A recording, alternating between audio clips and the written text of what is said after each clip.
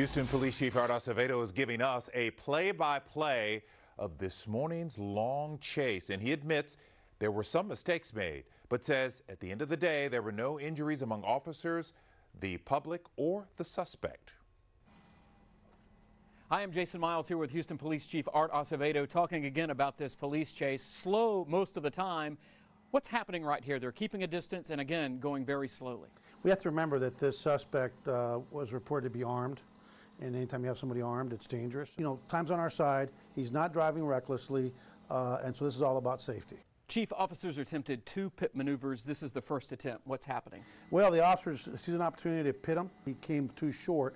But again, it's a new maneuver that we're just starting to train in.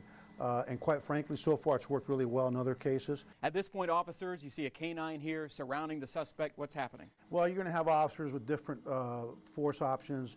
I guarantee you, I can't tell you which one, but there's less lethal force out there ready to be deployed. You've got the canine ready to deploy. The officer is playing a cat and mouse game with our people.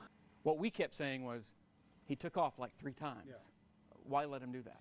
Because again, his driving was not, at this point the driving was really a slow roll. The driving itself doesn't present any kind of risk.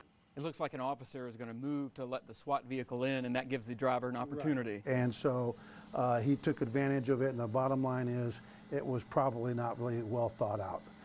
Quite frankly, it's a learning moment. Okay, Chief, I'm about to start the second pit maneuver, the one that works.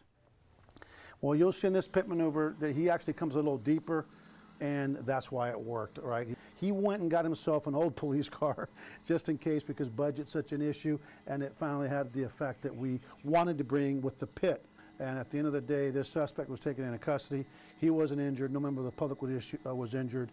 None of our officers were injured, and I would say that, to me, that's the very best outcome we could wish for.